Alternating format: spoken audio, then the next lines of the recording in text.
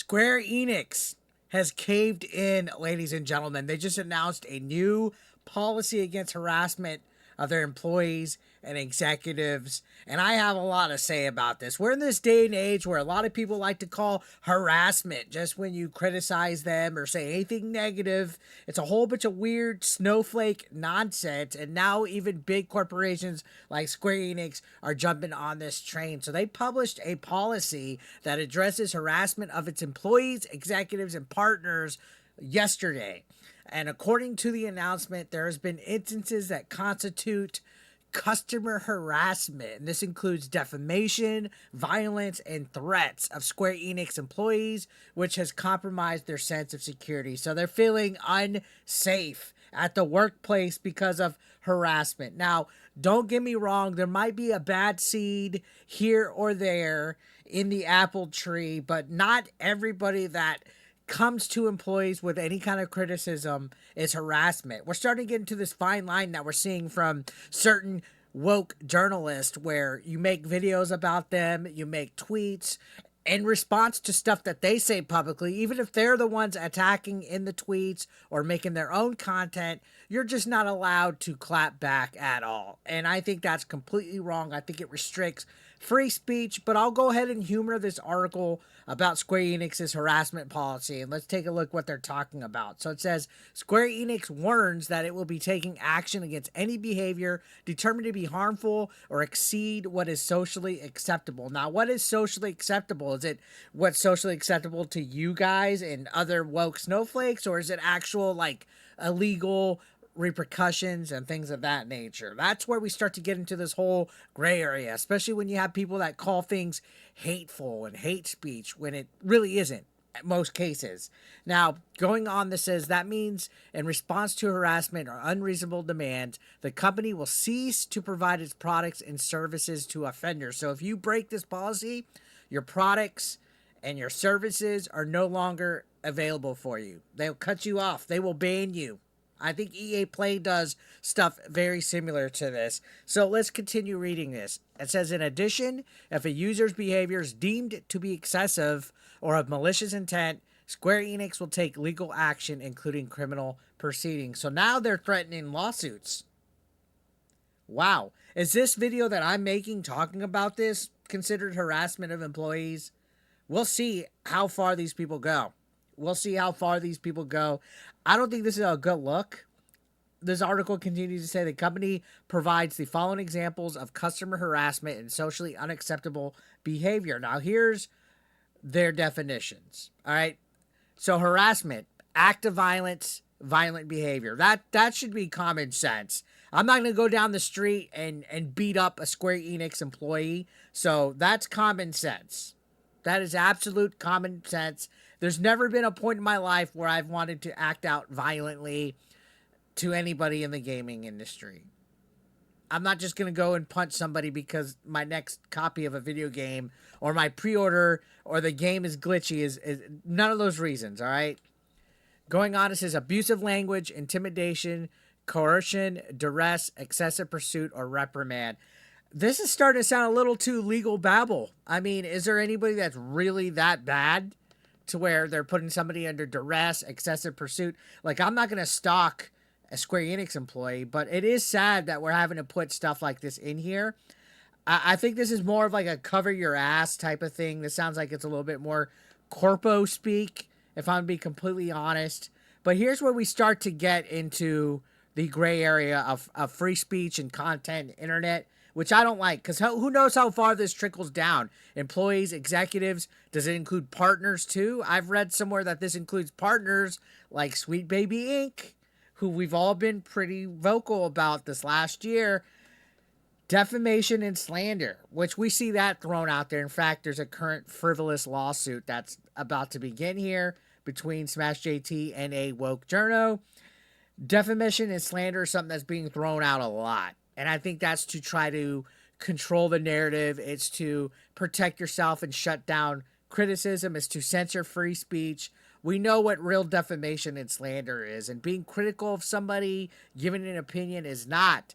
But what they do is they're bunching the bad apples, the bad seeds with everybody else. And they're making it all one group of people. If you say anything bad, you're a harasser because there's other harassers as well. And that's not fair. Denial of a person's dignity, personal attacks, including email, contact and contact form, comment or post on the internet. All right, so you might email somebody very upset. You might have some cuss words in it. I guess we need to be a little bit more of a professional in our decorum, guys. So if you're mad at Square Enix, please don't send threatening emails. Don't contact anybody's personal email. That should go with saying, but I'm sure some people just can't help themselves. It's the internet. You can't police the internet, guys. You can't just police one thing and not police everything else. If you're going to police, you got to police everything. And that's not right. Now, yeah, you might be getting death threats. You might be getting scary emails. Okay? Report when it's something valid. Don't, just because I might email or use the official contact form for Square Enix and I might be critical doesn't mean it's harassment. Now, if it's excessive and it's daily and it's ugly, to an extent, I can agree with it. But this stuff worries me because it starts here and it might trickle down, like I said. It might just become to a point where nobody's allowed to be critical of the company. Advance notice of obstruction of business, persistent inquiries, repeated visits. I'm not going to go visit the office, but asking questions, persistent inquiries, I mean, that's like, oh, we're shutting down customer service. Trespassing by visiting or staying in an office or related facility. See, that's a bit much. Unlawful restraint, including via telephone calls and online inquiries. Discriminatory speech, conduct regarding race, ethnicity, religion, family origin. See, so I think this is just blanket statements, hopefully. Sexual harassment, stalking, repeated stalking. I mean, are they really in this much trouble or are they doing precautions over something? Unreasonable demands for changes or exchange of product or unreasonable requests for monetary compensation. So this is undue demand. Do petitions of any sorts fall into undue demand?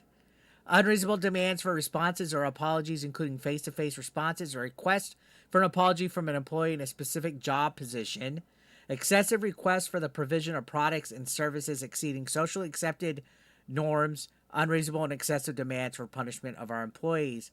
So, this is worded very strangely, in my opinion. The reason why I'm making a big deal about it is because this day and age, there's a lot of people out there, journalists, community managers, developers, studios, that are saying defamation, slander, harassment when you make a video about them, right? We're not allowed to use our free speech anymore. And I don't know if Square Enix is jumping on this train or not, but it is a little worrisome. Apparently, Sega and Level 5 have also recently made and straightened similar policies against customer harassment. So, interesting enough. We'll see how far this goes. I don't like the wording because I feel that they could try to use this against reactionaries. Now, let's go ahead and check out the tweet that I saw this article linked on from Pirate Nation, who's saying basically it's going to take legal action. This is what scared me, saying they will take legal action against harassment of its employees and executives.